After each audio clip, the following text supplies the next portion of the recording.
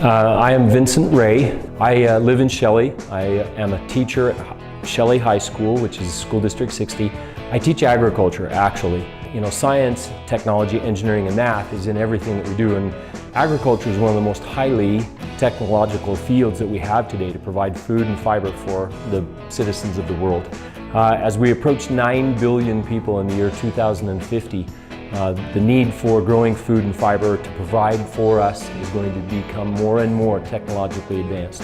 And so I teach classes like vet science, food science, a natural resources class which deals with wind and solar power and energy. I have a windmill that I put up at my school that actually produces energy that goes back onto the grid for the school, those kinds of things. And then I also teach mechanics, which incorporates a robotics piece. At this camp this summer I am doing robotics and coding with an expert here at EzTech, which is a real bonus to me. It's a real benefit to me that I can take some of the experiences, the opportunities, and the knowledge back to my students in my classroom. Being an agricultural teacher, which is CTE, which stands for Career and Technical Education, I am really interested in trying to get my kids, even 9th graders, started down a career track to start to explore these opportunities. If they can have more exploration before they get to college, to post-secondary education, I think they can make a better choice. It'll cost them less to get through college. Sadly, we have to deal with the money piece. But they will have an opportunity to find something they really love doing, a passion that they have, so that they never go to work a day in their life. My hope is to bring this knowledge about robotics and coding especially back to my classroom, to start to work on teaching kids at an early age to be able to focus on those skills that will better adapt them to an employment opportunity in the future. And so that coding piece, watch these kids, especially these middle schoolers, kids that are 12 and 13, that now can program their robot to go autonomously. In other words, to perform a task without them being a human component to that. They just start the robot and the robot goes all on its own to accomplish the task that they've set it to do.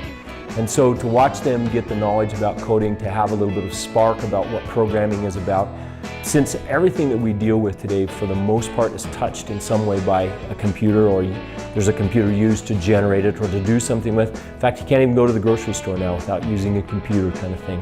And Walmart loves computers. So the idea of these kids understanding this is how come the computer works is really a highlight for me personally. Well, I start off the year with inventions and how amazing the last 100 years have been. And I challenge my students on the very first day. I give them an extra credit opportunity. They can get 50 extra credit points for the semester, which is kind of huge. And if they can find an area of their lives where STEM, specifically science and math, doesn't touch their lives, and they go home thinking about, is it the orange juice that I drank this morning? Well, no, it's dehydrated and it's frozen, and you know, who knows how old those oranges are that I'm actually drinking. They might be 20 years old, and it's like they were squeezed yesterday, so to speak. And so technology and engineering, math, science, these areas touch every part of our lives. So I challenge them to find one area in their lives, and they come up with one once in a while. There are a few of them out there, you know, kind of thing. I won't give any away on camera, but there are a few areas that probably science hasn't touched for them personally. That is a little bit of out there, so to speak. But for the most part, everything that we deal with is touched in some way by STEM careers or STEM opportunities or STEM knowledge. And so I challenge them to find a way or find an object or an idea or an area where STEM hasn't touched. And there's a lot of research that says if a student isn't learning going forward, in other words, they're actually going backwards. And so a summer camp, kids need a break, they do, they need some downtime, but the opportunity to continue to learn through the summer is amazing. And this camp has some uniquenesses to it. Number one, there's a content expert, a person who works here at ISU that is paired with the teacher. And the teacher comes to this opportunity with the classroom management skills, the rapport with the students, and some knowledge base. The content expert actually adds a huge amount to that content, and hopefully the teacher will take a lot of that away as they go from the summer camp. The students then also have the opportunity to feel like it's a classroom, so they're motivated to learn, and at the same time then they get to take that new knowledge away with them as well. And that opportunity to continue to learn, continue to have experiences. The camps like this provide hands-on opportunities. Sadly enough, in most of our classrooms today, we're still, even in the 21st century, we're still on a book and paper and pencil type of situation.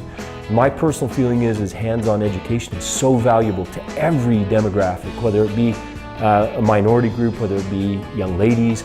The hands-on education is way important. Most of us learn fairly well through visual and kinesthetic type things. Some of us are better auditory learners than others, but for the most part we learn very well through kinesthetics and touching things and visually. And so having a hands-on opportunity through a camp like this is invaluable for these kids. They'll go away with this in the next 20 years. They'll remember their experience here, number one. Number two, the hope is we instill in them a motivation to start looking at these as careers, as opportunities. They start looking at coming back to EzTech and ISU for educational opportunities after high school and those kinds of things as well.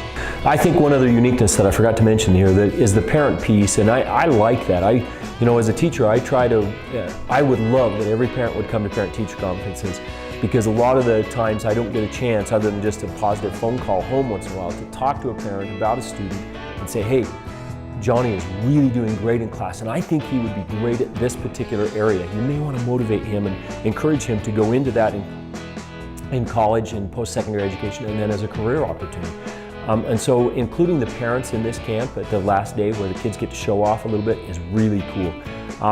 We try, over the years in education, we've tried to do parent nights and different science fairs and all kinds of other things to get the parents to come in and to partner with us as far as education goes for their students.